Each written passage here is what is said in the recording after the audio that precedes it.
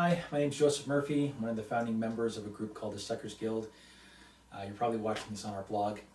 One of the things I thought I would do to kind of help other writers is just do a series of blog posts about what makes for good writing. So I'm going to start off by doing today what makes for an effective sentence. And then over the next little while, I'll be talking about some very common mistakes that people make in their writing. Now, one of the reasons I did this is on our blog we have this really long FAQ or facts, and we started to get into what kind of editing should you do. And I realized that's a really big question. Like that could be an entire series in itself. So that's why I'm doing this post to creative writing. So I've been teaching this class on how to write properly and professionally for the last 6 years. And one of the biggest problems I have with my students is that for whatever reason, they don't know what a proper sentence is. So I'll start off with the first thing. What is an effective sentence? First off, a sentence absolutely has to have a noun or a subject, like somebody has to be doing something. And there also has to be an action word or a verb, which means you have to have somebody doing something and you have to say what they're doing. So, John ran is a full sentence. You could say Bob died. For most people, what they'll do is they get in the habit of just writing, and they're not sure when the sentence is supposed to stop. Sometimes they stop too soon, sometimes they stop too late. So if you stop too soon, which means you don't finish the thought, that's called a sentence fragment. And I'm just going to read you a couple of sentence fragments, and I want you to listen to see if you can tell why it's not a full sentence. Because most transactions require a permanent record. Okay, that's one fragment.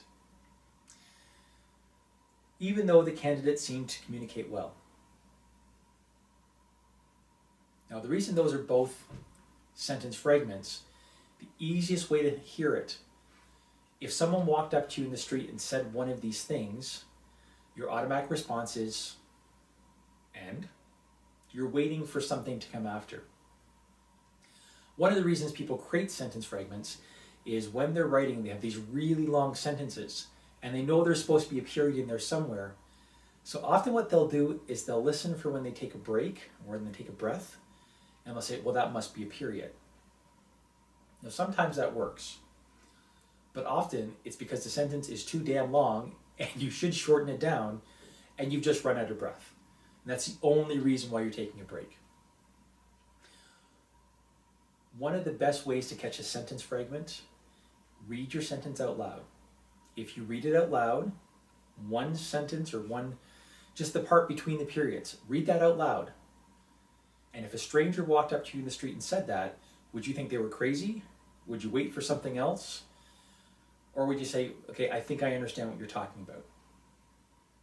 Now, let's go back to the sentence fragments I just did.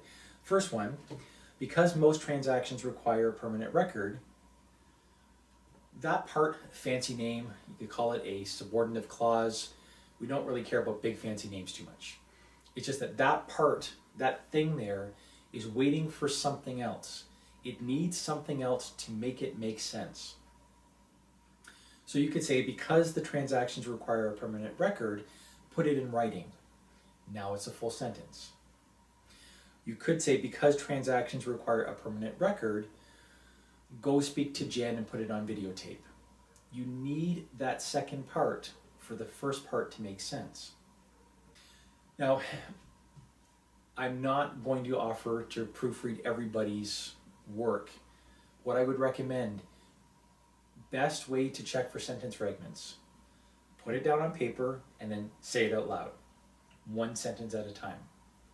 If you're reading it out loud, one sentence at a time, if one part makes sense by itself and doesn't relate to anything, if one part makes sense and you don't need an extra part of the sentence for it to make sense, then it's probably a sentence.